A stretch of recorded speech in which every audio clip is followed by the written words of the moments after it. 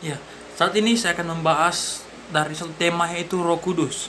Roh Kudus terbagi dalam dua suku kata, roh dan kudus. Kalau kita melihat dalam bahasa Yunani, roh yang dalam bahasa Yunani itu adalah pneuma, yang berarti, yang memiliki suatu arti, yaitu sumber pemberi kehidupan yang tidak terlihat. Nah, sedangkan kita gabungkan dengan kata kudus menjadi Roh Kudus, atau dalam bahasa Inggris Holy Spirit. Kalau digabungkan mereka berdua, itu menjadi sumber pemberi kehidupan yang ilahi. Jadi Roh Kudus adalah sumber pemberi kehidupan yang ilahi, sangat perfect, sangat sempurna. Dan ketika Yesus mau terangkat naik ke sorga, ia melarang murid-muridnya untuk keluar dari Yerusalem sebelum mereka menerima janji Bapa. Dan janji Bapa yaitu baptisan Roh Kudus.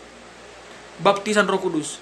Sebelum mereka dibaptis Roh Kudus, mereka tidak boleh keluar, mereka tidak bisa keluar dari Yerusalem. Karena mereka harus dilengkapi dengan baptisan Roh Kudus. Mengapa harus dibaptis dengan Roh Kudus? Karena dalam pelayanan kita akan mengalami banyak sekali masalah, banyak sekali pergumulan.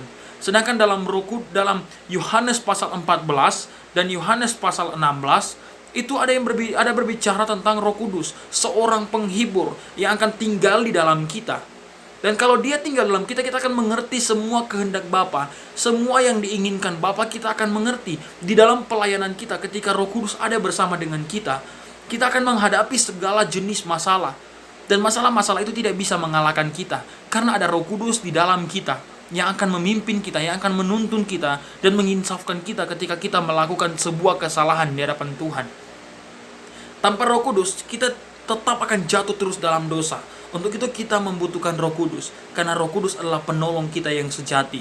Dan dia juga bisa menolong kita dalam melayani, yang dicatat dalam Kisah Para Rasul 1 ayatnya yang ke-8. Kamu akan menerima kuasa kalau Roh Kudus turun ke atasmu. Menerima kuasa.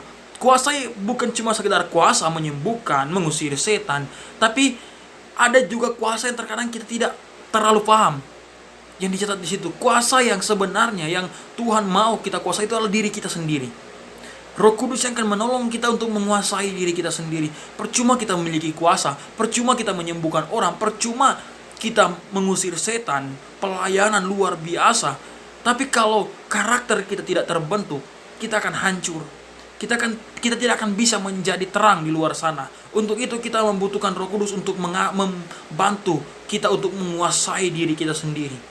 Karena untuk diri kita sendiri kita tidak bisa mengalahkan kedagingan kita. Kita butuhkan Roh Kudus untuk mengalahkan kedagingan kita. Untuk itu saya mengajak kita semua yang menonton video ini, mendengarkan saya.